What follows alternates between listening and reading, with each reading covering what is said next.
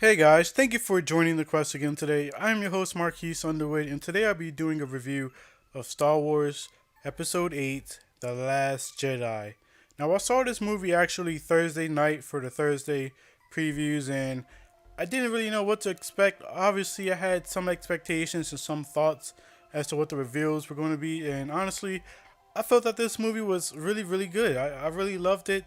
I didn't really hate it, I didn't have anything too negative to say about it, but I'll get into that later on in the video. Honestly, I felt that this movie was a really good companion piece, and it had a lot of twists and turns that I did not expect, and some that I did, but it was definitely its own movie. Obviously, this movie picks up right after Episode 7, where we see Rey handing the lightsaber over to Luke, and it just kind of continues the story, whereas here, Luke is more of a Ben Kenobi type of character, and Rey is like the young Luke. We also see Kylo Ren and how he's dealing with the aftermath of Rey kicking his butt and his relationship with, Snoke and other First Order leaders and things of that nature. But overall, the story is just a continuation of what happened in Episode 7. And like I said earlier, this movie is its own piece.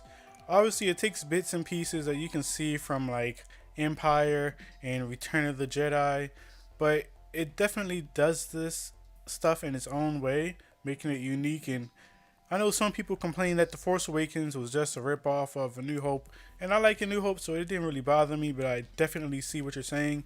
And here, instead of it being like the exact things being copied and pasted, it's kind of modified and made in a way that it's its own thing here in this movie. I obviously like the movie. Some of it I did not like. I really did not care for the side plot with Finn and Rose. They're kind of going to this totally different place where I've heard a lot of people say it felt like Earth, and I could totally see that. It didn't really feel like a Star Wars world.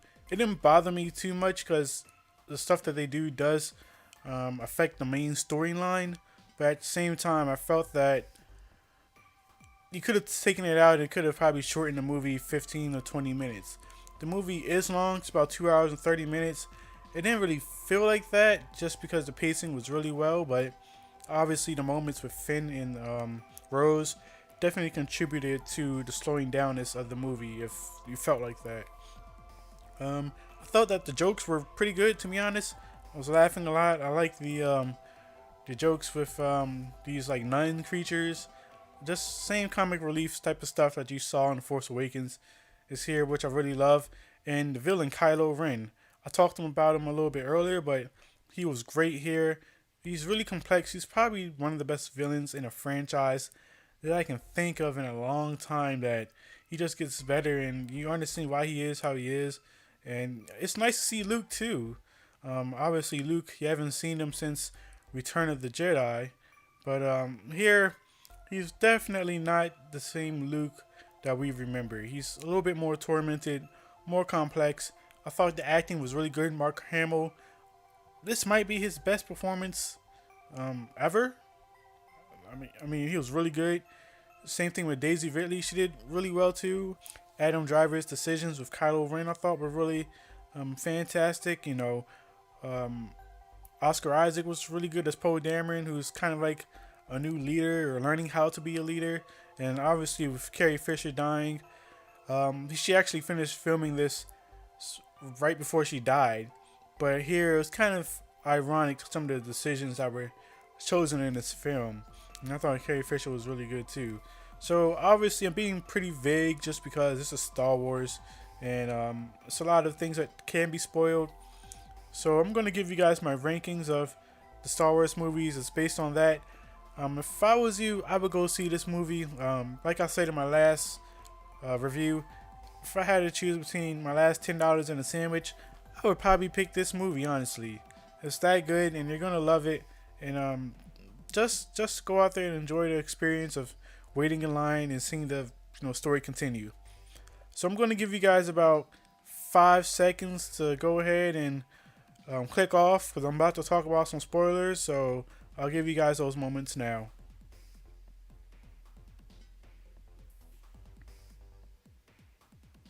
Okay, so here I'm going to talk about spoilers, so you should have clicked off. If not, I'm I'm gonna spoil some stuff. The main problem that I have with this movie, honestly, are the reveals. Um, I was a big fan of Snoke and the aura around him. I didn't really have a problem with him in Force Awakens, but here Kylo dies, and the way it happens, it was just it wasn't epic enough to me, to be honest. Snoke is over here doing his evil laugh, and then Kylo just uses the Force with a lightsaber and cuts him in half, and somehow Snoke doesn't know it, even though the lightsaber is right next to him. And I felt that Snoke was going to be this big force, and obviously there's been a lot of speculation as to who this guy is. Is he Plagueis? Is he some other guy? Is he Ezra? You know, who is this dude? And there was no answer. Now, obviously with him being so big and bad, and there's obviously a big scar in his head, there's a chance he can come back for episode 9. So I'm kind of hoping that's what happens, but I just felt like the way they killed him off here, it was really bad. Now, same thing with Rey's parents. We were speculating, is it Luke? Is it Ben Kenobi's daughter? Is it related to somebody else? Who is Rey's parents? And they're nobody. They're junk people. Now, we have to kind of take this with a grain of salt, because this is Kylo Ren who said it, even though Rey said she knows who her parents are. So we don't know if this is some mind trick type of thing. But so far, we know that her parents are nobodies, which I thought was a bummer because it was so hyped up. We have all these theories going around, and it just sucks that happens. Captain Phasma, I thought she was going to get a bigger role based on what was being said in the media, but for some reason here, she was given the same role as she was given in Force Awakens. It was cool to see her fight Finn, but she's kind of like the Boba Fett of this trilogy, I guess you can say. She looks nice, she's badass, but she doesn't really contribute to the story and the plot. I noticed that I was watching some videos about this movie, and some stuff I did not notice. Like they say Kylo, when he marks his feet in the ground, there is no red. And, you know, with Luke, or with Kylo, marks his feet on the ground is red. But with Luke, there is no red. And, you know, Luke is on the island. He's projecting himself onto this battlefield, which I thought was cool and unique. I didn't really know the Jedi could do that. And I guess Luke died because he kind of went away the same way Kenobi did in A New Hope, where he just, you know, kind of just disappeared. So there are definitely some new Force features here that were going on that I haven't seen before. Same thing with Princess Leia. I guess she used the Force to kind of do the Superman thing, which I thought was really cool. It looked really cool, but at the same time really weird for a Star Wars movie. Just, I don't know, like she was in space and then she just started floating, and it looked cool, but at the same time just looked a little bit too out there even for Star Wars standards.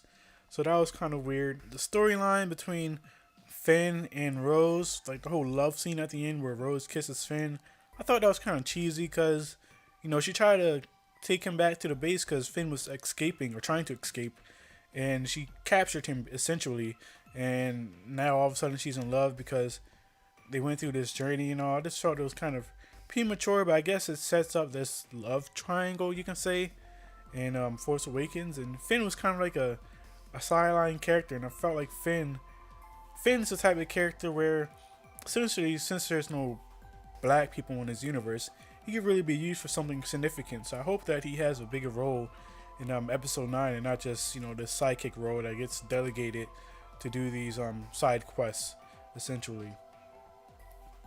But overall, I really did like this movie. It's just some of the reveals and expectations going into it were not satisfied, but this movie is definitely, you know, unique enough to where it didn't bother me, because I just like going on this journey, and we can tell that we're going somewhere here. It's not just crappy stuff just to be there. So I really did like this show, and hopefully you guys see. I heard it's going to break a whole bunch of box office news and information, so let's hope it does well. I'm not sure what they're going to do in episode 9, because I felt like you could have ended the whole series right here, and I'm confused as to what they can do in episode 9. So if anybody has any theories about that, just put that down below and let me know. If you're new, you want to hit the like button, you want to hit the subscribe button for this channel, and you want to join the quest.